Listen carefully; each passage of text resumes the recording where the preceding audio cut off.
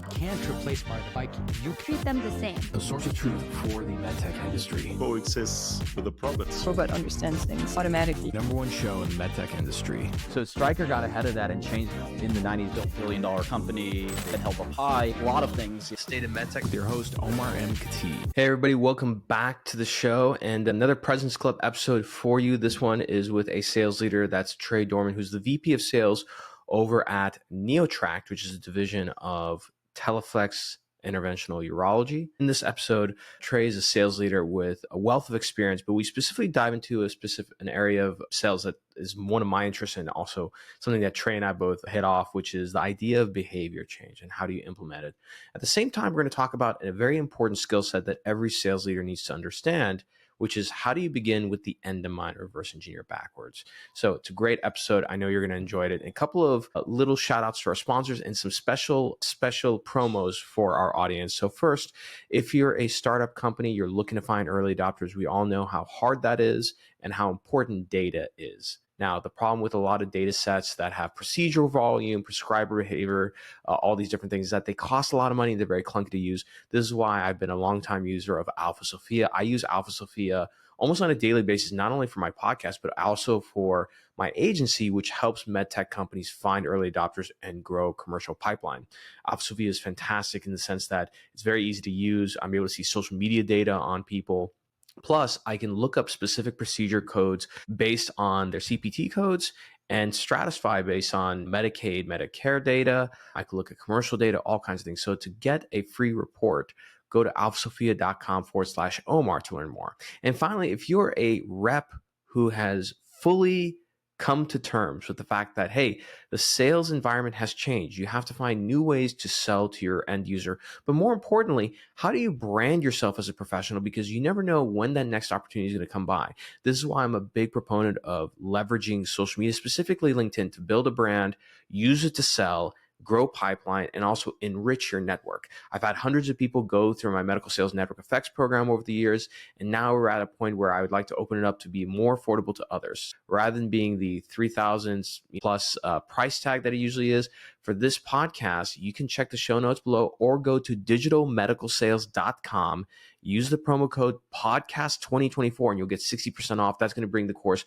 to less than $1,000. We even have payment options so you can pay over time. You get the full course, a lot of fantastic materials on persuasion and all kinds of other things. Plus, you get all our call library and our private networking group on LinkedIn, which is over 100 VP, CEOs, reps, etc. It might be like well into 500 now. We use that group just to kind of network with each other, post opportunities, and of course, share the latest and greatest sales techniques. So that being said, let's get to our episode with Trey. Enjoy. Hey everybody, welcome back to the show. I'm joined today by Trey Dorman, who's the VP of sales over at Teleflex. We had a conversation beforehand just to kind of prep in terms of what are we going to talk about. We were connected by a good friend, so shout out to Omar for doing that. But in this conversation, we want to cover a really interesting topic, which is like behavior change. How does that apply to the market? How does that apply internally with your sales team? Because let's face it, if you don't know how to set the right tone and culture within your sales team, you're going to have all kinds of big egos and behaviors that are not going to be channeled towards getting the goal. It's almost like managing like a top tier professional sports team. But Trey, thank you so much for joining us. How are you doing? Omar, I'm doing great. Hey, thanks so much for the invite. And yes, Omar, thank you for making the connection. I think this is going to be a really strong conversation. I can tell already. And just, Omar, real quick, just congratulations to you for being a difference maker. I've listened to a lot of your podcasts, your episodes. The content you're creating is fantastic and really creating a community where leaders and individual contributors can come together and learn together. So congrats to you on making a tremendous difference in the success of your podcast. Thanks. It means a lot to hear that. And if anything, I guess my main business bankrolls. The podcast is actually bringing its own revenue now. We have some great sponsors, but in general, like it's almost like I have my business just to bankroll this. So this is like my favorite thing to do. Trey, before we get into the topic, which is a really juicy one, can you give our audience a little bit of background on yourself? Like, where did you get started? How did you get into medical devices and your career trajectory? We'll jump right in from there. Yeah, thanks so much. I've had a really interesting journey. So originally I'm from Dallas, Texas. I live in St. Louis, Missouri now. Was a two-sport athlete in high school. And truthfully, nobody in my family had really prioritized education and had even gone to college before. And I'm the oldest in the family, and I knew that I wanted to break through glass ceilings and prioritize education. And I was given an opportunity to play both football and baseball at a small school you probably never heard of called Lindenwood University in the Midwest. They're now D1. They've grown a lot, as we all have over the last few years, but got an opportunity there to get a great education, compete, but most importantly, make some connections with some really amazing people and some lifelong friends who ultimately, after their senior year, went into medical device sales. And I had the chance to shadow them. They work for Stryker and some really strong companies, and I had a chance to shadow them. I thought, this is where I want to be, right? Making an impact on patient care every day, changing behavior, which I know we'll talk about in a little bit, but most importantly, just making a difference, but also making a really good lifestyle for yourself. And so I figure if we could make a difference for patients, make a difference personally and professionally, we would all win. But I will tell you, I tried to get in immediately right out of college into device, and I was unsuccessful. I had prioritized business to business and outside sales experience in college. It was not a direct correlation to medical device, but I tell you, it was a PhD in grit and determination. And I'll tell you, my first job in sales was selling water purification systems, like water softeners. I would get qualified leads. We would go there, do a 1-hour presentation. It was just me by myself and some equipment. And at the end, I would close for an $8,000 sale, financed at 29% interest. And I had about a 50% close rate. And if you want to find out what you're made of, if you want to find out who you are in a tough moment, take on a job like that. That'll tell you real quick if you're cut out for sales and ultimately changing behavior. From then, I went on and had some other interviews with some pharmaceutical companies and came across a finance company that was willing to take an investment on me. And I won 3 President's Clubs there in a row. And then ironically enough, I started getting calls from medical device companies, recruiters saying, hey, we're looking to expand our sales team. And I was very privileged to have the chance to be given an opportunity by Greg Milkey in Bard Women's Health, selling slings for incontinence and grafts and kits for pelvic organ prolapse. I know they say always go for a great company, but I got to tell you, I would advise all people out there to find a great leader like Greg Milkey, somebody who absolutely poured into me from a development standpoint, taught me the ropes from tip to tail, A to Z, excuse me. He showed me what it looked like to truly become a consultant. And from then, that's when I was shaped and molded to start to have a really strong career and really make an impact, not only for our patients and customers, but also for myself. Then I went to Medtronic InterStim for a few years. And then I got called by a startup called NeoTract. And I had a lot of success at Medtronic InterStim, but I thought, what a unique opportunity to build a business from the ground up. They had some tremendous talent. And NeoTract has been wildly successful with the UroLift technology. And we were ultimately acquired by Teleflex 5 or 6 years later into market. So I've been a urology consultant, a regional manager, an area sales director for the central U.S., and now have the privilege of leading and serving our sales team as our vice president of U.S. sales. So quite the journey within Teleflex. That's fantastic. And yeah, something I want to touch on real quick is, first of all, like Teleflex, a great company, and NeoTract with UroLift was such a great product. We went to the moon. I remember watching it, and it's like one of those companies actually where I was like, man, I wish I was working at the company to get some equity out of it. But I completely agree with you, Trey, just as a note, because I'm sure you get a lot of salespeople reaching out for advice, and same with me. And one of the I did an Instagram live recently, and they asked me about like certain specialties and products and everything. And I always default to the product and specialty. It is important. You, as a salesperson, you got to believe in the product. You have to believe in it so much that you feel like it's unethical for you not to sell it. Right. That's important.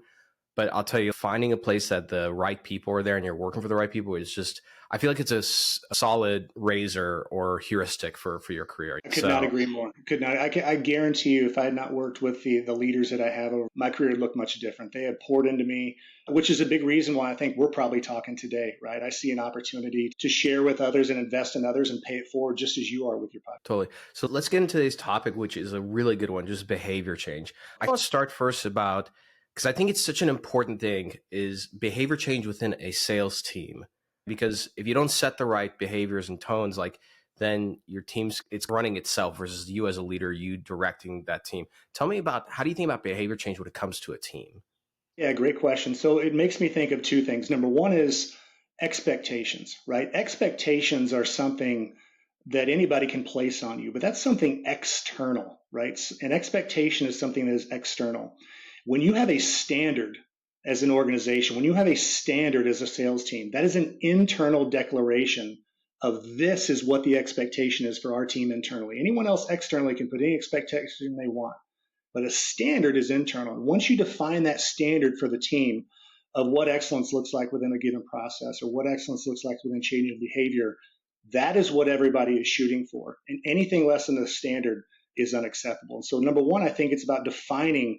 No, I completely agree with that. Do you feel like that's an area that most salespeople fall or sales leaders fall short, which is everybody has an expectation of like great outcomes, what good looks like, but they don't really set the tone in terms of what the expectations are? Absolutely. I can tell you from a leadership standpoint, and look, I've been guilty of this, but as an organization, as a team, not just the leadership, but also the people who are the drivers of everything in the field, what are we willing to tolerate from each other? Because if on one side of the country you're tolerating a certain level of below standard, and on the other side of the country you're not, you're going to get a mixed result, and your organization is not going to reach its full potential with the product. And so it's very important to make sure that that standard is universal across the organization and everybody's rowing in the same direction. Let me dig deeper into that. So let's use that scenario. Let's say on one side of the country, you have a salesperson who is not complying with the expectations that are required. For example, let's say reporting or documenting. I think a common one is like updating a CRM. We all hate it, but it's just part of the gig, right? Quota.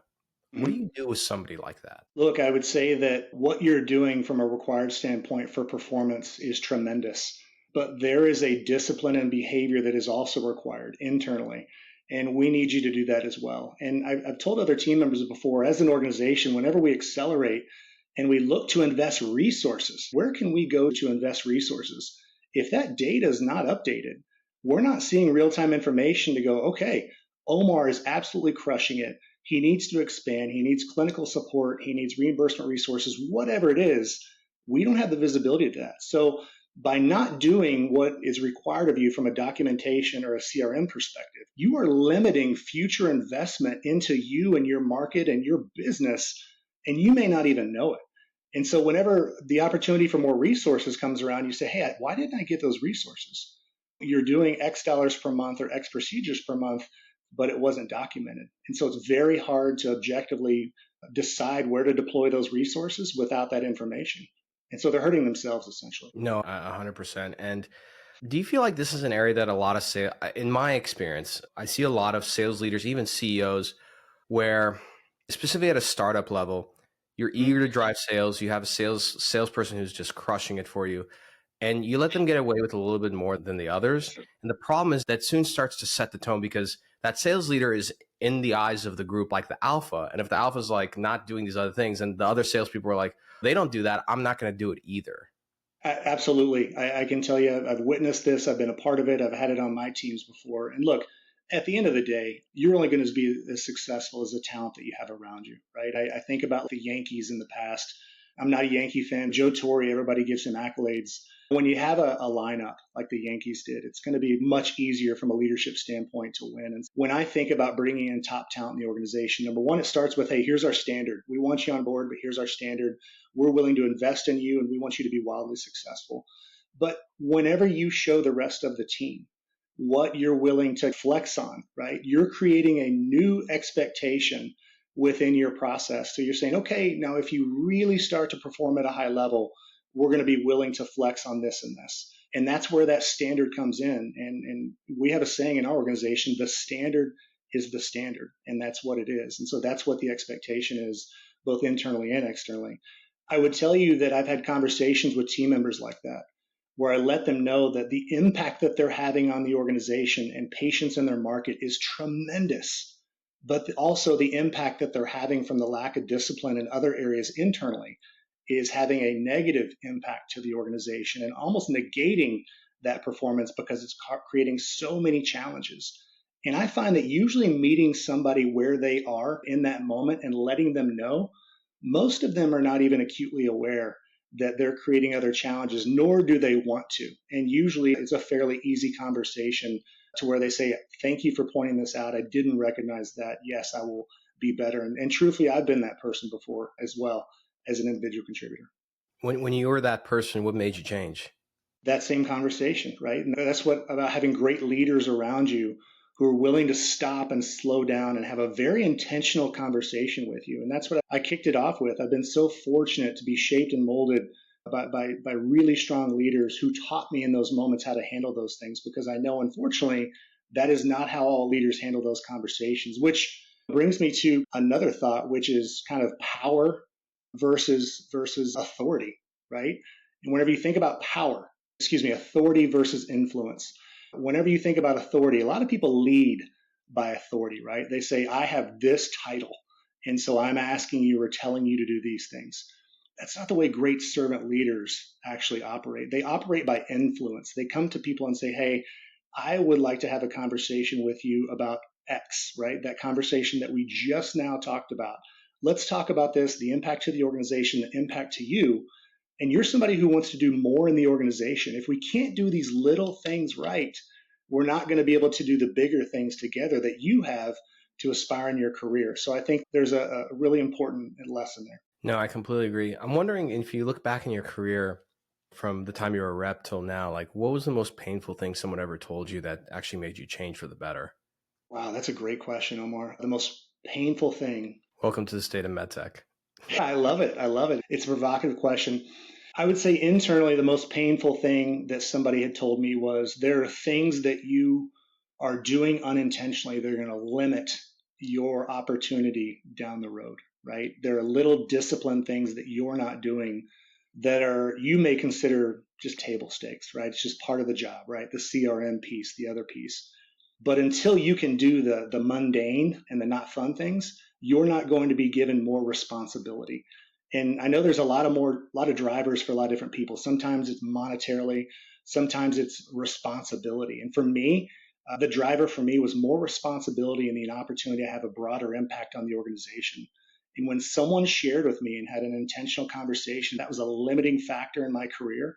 I promise you, I quickly took that feedback and put that into action because it was limiting me and where I wanted to go within the broader organization. Yeah, got it. No, I think we all had the moment, at least for those of us who were able to like progress in our careers.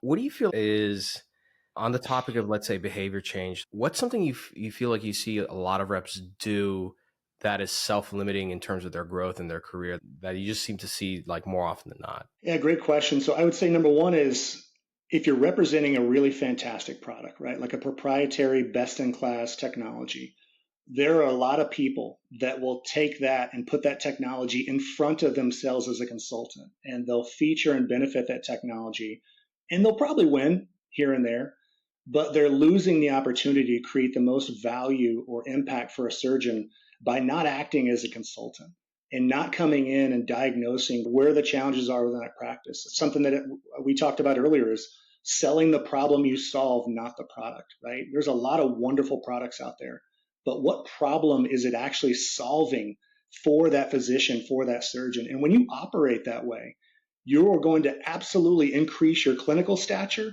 and your business stature with that customer, because now you've solved a problem for that customer, maybe that they didn't even know that they had.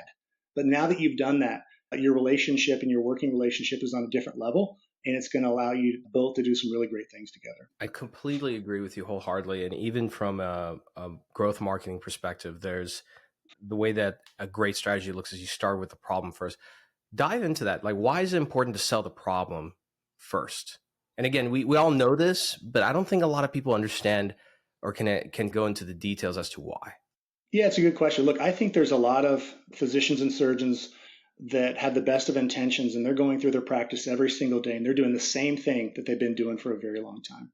But they don't realize that they have a problem. Maybe the way that they currently operate in their practice means that 50% of patients within that specific disease state don't come back to that practice. That's a major problem. Whether you're running a clinical practice, a restaurant, any type of small business, if you have 50% of your customers not coming back, that is a limiting factor for your ability to be successful in the future. And so that's what I think where people have to slow down. People come in and they introduce a product, they feature and benefit.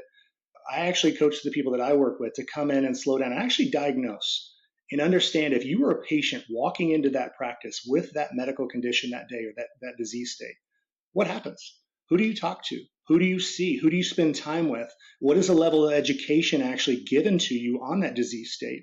Do they perform diagnostics to help educate you on what the options are for you? What does that look like? What does the time frame look like? There's many patients that go to a specialist and they're looking for a solution on that first visit, but they may not have a solution offered to them for a couple years in forms of an intervention. And so I think it's really important to understand that flow before you try and actually solve that problem. There's a saying, Omar, that says prescription without diagnosis is malpractice. And that's not a shot at the surgical community, obviously, and the customers that we serve. It's a reminder as a team that if we're trying to prescribe change or prescribe different things to help that practice, to treat patients better, to make better decisions, and we haven't diagnosed, we're probably missing something that's pretty big and an opportunity to be a resource for that practice. No, I completely agree. Continue with that thought. Talk to us a little bit about like how do you think about behavior change when it comes to surgeons? These people, I think it's more difficult to be a medical salesperson today than, let's say, 10 or 20 years ago, even, because now, like, you have vertical SaaS you're competing with, accounting, legal departments or legal firms. They all have sales teams. So you're competing with not just device reps, you're competing with biotech, pharma, like all these people. So how do you think about driving behavior change within a market and a surgeon? Yeah, it's a great question. So coming in and understanding why they currently do what they do, right? Why do they write that prescription? Why do they utilize a specific modality or technology? And usually what you'll hear is data, right? Data drives decisions, but also effectively helping them understand, are you effectively managing these patients? Or are you truly fixing these patients? And if you want to fix more of these patients, we can work with your staff to educate and have an algorithm or a treatment pathway that actually works towards fixing patients versus just medically managing. And I think that's where the difference is. There's a lot of specialists out there. The ones that we work with, there are only 12 to 14,000 urologists in the US, and they're serving a massive population. So they're in such high demand. They work incredibly hard, long hours. And truthfully, they're very underappreciated for the amazing service that they do. And they're going door to door, and they're treating patients the best that they can with the information that they have. And I think that's where we come in as consultants and say, let's slow this down. Let's take a look at it. What if we could help you fix more patients with a proven technology? And let's review the data and talk about what that looks like. No, I completely agree. How important is it for sales reps ahead of time to prepare for those kind of meetings and to know that surgeon's practice? What kind of things do you want your reps to kind of review before meeting with that person? Because a lot of times that might be the only meeting they get for 15 minutes for months. Yeah, it's a great question. Absolutely. Look, preparation is everything, right? We have a very short time period to come in to speak with these specialists. Obviously, communicate a very clear message after we've diagnosed where we can help as an organization to serve patients with our solution. But I have to tell you that level of preparation comes through, number one, you have to know your clinical data, right? Data drives decisions. And I know that everybody thinks as medical device companies as just that, medical device manufacturers, but data drives everything. We're also a data and analytics industry as well. And these surgeons, sometimes whenever you look at some of this data and you look at market trends it's publicly available information, but when they slow down and they see where some of these trends are going, they say, wow, do I want to continue doing things the way that I'm doing them, or do I want to skate where the puck is going, right? And be the leader in my market in utilizing or leveraging a treatment algorithm that's specific to patients in that disease state.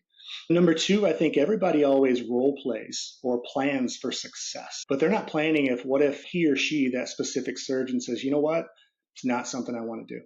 Then what? Then where do you go in the conversation? Have you thought through what that looks like?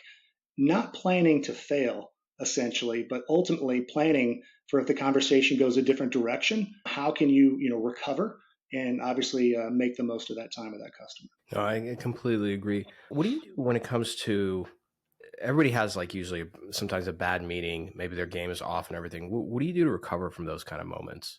Well, look, failure is not fatal, right? Nobody's asking anyone to be perfect. And I've been a part of these. I've had these myself. And sometimes it just happens regardless of the level of preparation. But you have to fail forward.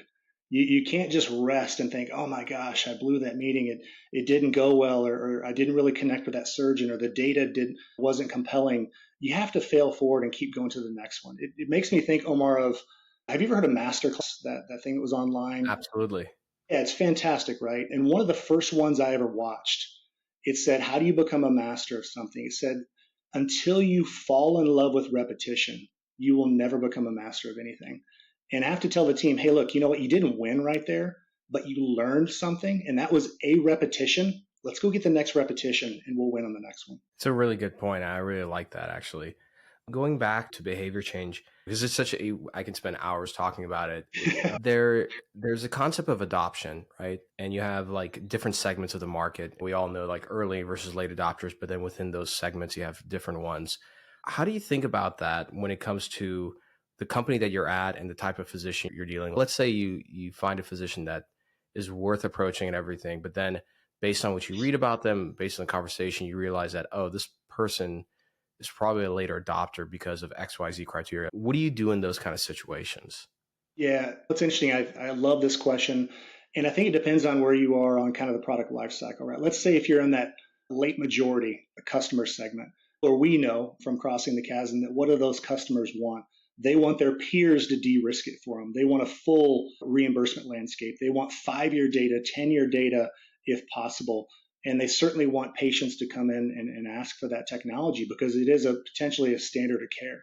And so when you think about that customer segment, if you don't have those things established within your business, within your organization, it is not probably the best idea to approach those customers until those things are established. So I think you have to take a look at the current market, right? Where is the reimbursement landscape? What is the overall clinical proposition for that specific surgeon?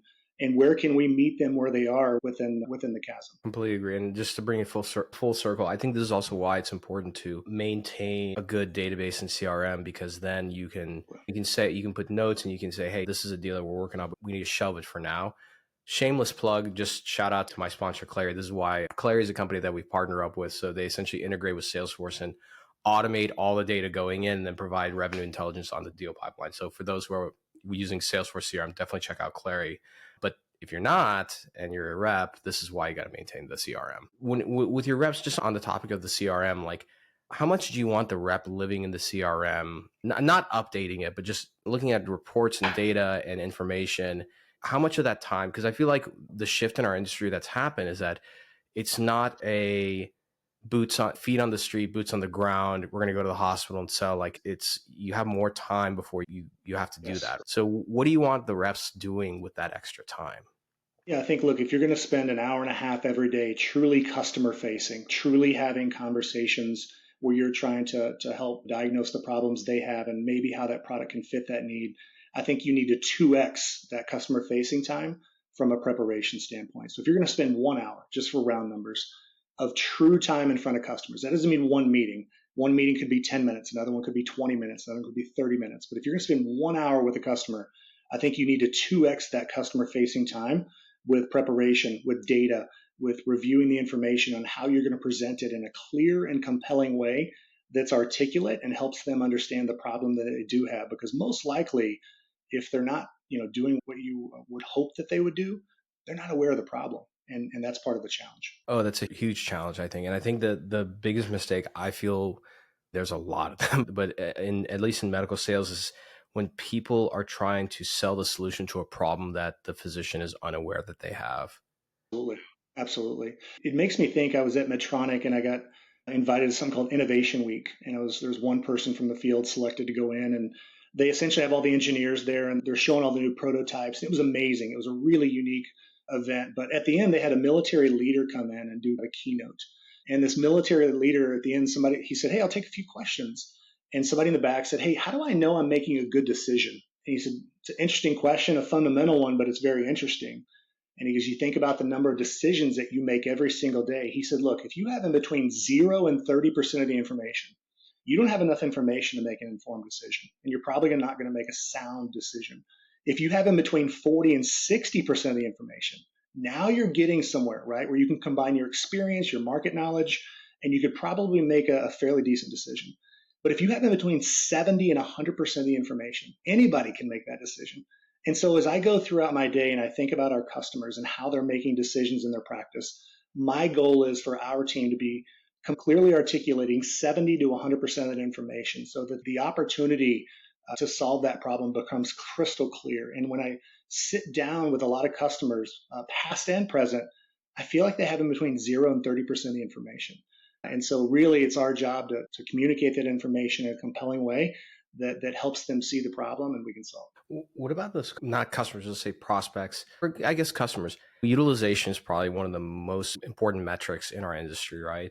What do you do with a customer who hasn't had the best experience, right? And they've blacklisted your company or product. And especially surgeons they're notorious for doing that. What do you do in a situation like that?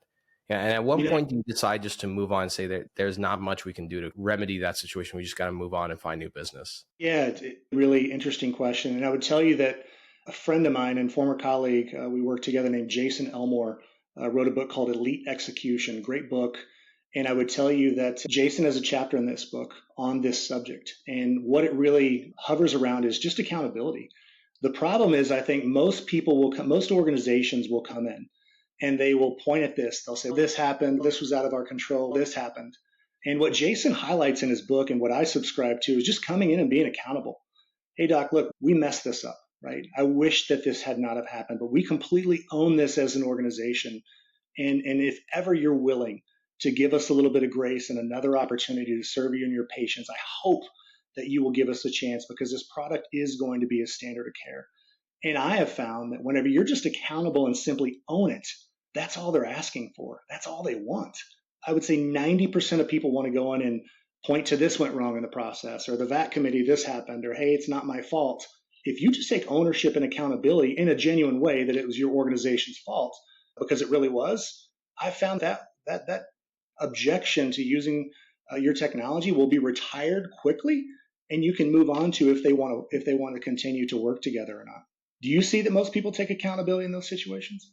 Honestly, no. If I can just say, because it's a pet peeve of mine, it's one of the things I'm trying to change, is that I was, quote unquote, I jokingly say I was raised by barbarians, because I was at a robotics company and I got trained and essentially raised and mentored by the early class at Intuitive, people who also came out of US Surgical, who have an extreme way of doing things, extreme ownership, extreme discipline, all of the above. And these days, I feel like a lot of reps, more often than not, they just find every excuse. They like to point the finger at everybody else except for themselves. And that includes a perfect example. When I started my business, we're still growing it and people are going through it. I had a course that taught people how to use social media and email and digital channels to sell, because it's hard to get in front of people. And the amount of excuses I heard from sales reps who came to apply, the first year we made people apply, now you can just purchase the course to apply and like interview with me, that there was like, my company didn't do this and my company didn't do that and this and that. And I was just like astounded. And I was like, well, what about you? What have you done? None of this is on you? And these are like multiple conversations. And so I don't know. It's almost like we all know this, right? Oh, take extreme ownership, be accountable. But then when it's done in practice, people just don't do it. I don't know what it is. It's interesting. That chapter in Jason's book is called Falling on the Sword. And I know it's probably a pride factor for a lot of people.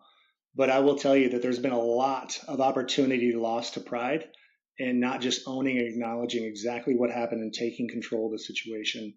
It's a very simple thing to do. And my advice to many people, again, I've done this both ways. So I'm not standing here saying I'm perfect, but I would say fall on the sword and own it. You will find how appreciated that is by your customer. And you may not get the opportunity to work together, but I promise you they're going to respect you regardless. No, I completely agree. If you think about yourself as a consumer, if something goes wrong, perfect example is that when I go to a restaurant, I have an issue with if it takes a long time for them to just come and bring me water. Yes. Like I have pretty low standards for this. But the moment that the waiter or waitress is like, hey, I'm so sorry, it's just we're really busy or understaffed. Like the moment that happens, I'm like, oh, I'm good. Like I totally get it. Absolutely. But the moment I start hearing excuses, like it just makes me more angry. Absolutely. Everybody should read Extreme Ownership with Jocko Willing. It's a great book. Oh yeah, I have that back on the show. Yeah, same. I got it back here. There's that book, and then there's another book. I can't remember. It's in my other room. I can't remember it, but it's the guy who was the like main manager for this very fancy restaurant in New York, and it's all about like customer appreciation and hospitality. Okay. I can't remember what it was, but I feel like you can learn a lot from those other industries. Like the Ritz-Carlton has a book on like customer hospitality. And I feel like there's like for reps, I feel like this is one way that you can really protect your business and develop customer loyalty. Because I tell reps all the time, and I'm wondering what your thoughts are on this. You're not going to be able to change the product. The product is what it is. But what you have full control of is like, how do you deliver that product? How do you service the account? Even simple things is like your attitude and personality when you're working with these people. I feel like those are the things that start creating a moat for yourself. I couldn't agree more. It takes me back. So I'm from Texas. Obviously, Southwest Airlines started there, but Herb Kelleher, the CEO of Southwest Airlines. I'm from Texas too. That's probably why we got Are you along. really? That's amazing, man. That's amazing. Okay, very cool. Very cool. Yeah, I'm Dallas Fort Worth, but I love that.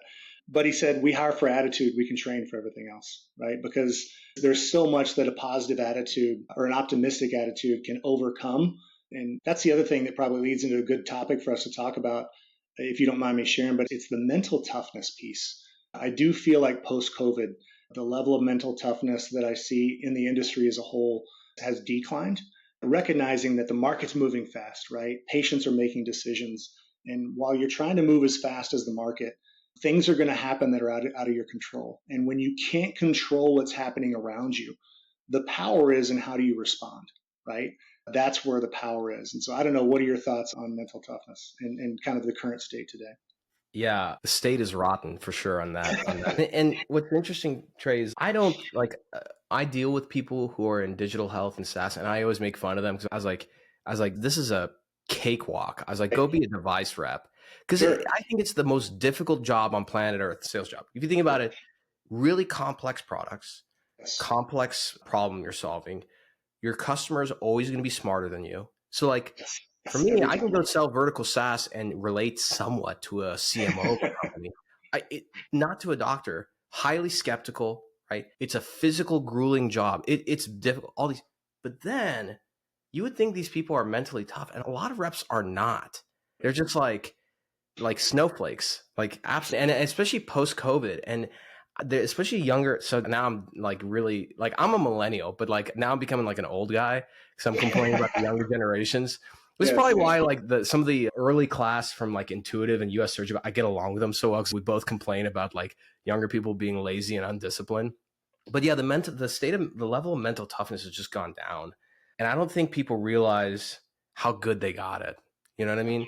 On one side, it is more difficult to sell, I think, today as a rep, right? You have to use different channels. You have to use digital, like all these things. But if you go back, let's say 30, 40 years, let's say US surgical days, like in the 80s and 90s, you had to live at the hospital. You had to do all kinds of things to make sure your customer, because your customer just the next day can be like, I'm just going to use this. They didn't have to go through a back committee or anything. I don't know. I agree with you. Something happened during COVID. I think the work from home stuff, I love work from home. Clearly, I started my business so I can do that. Right. But I think everybody, you'll appreciate this. I'm going to I need to make some swag for this. Everybody wants to close deals. Nobody wants to cold call and prospect.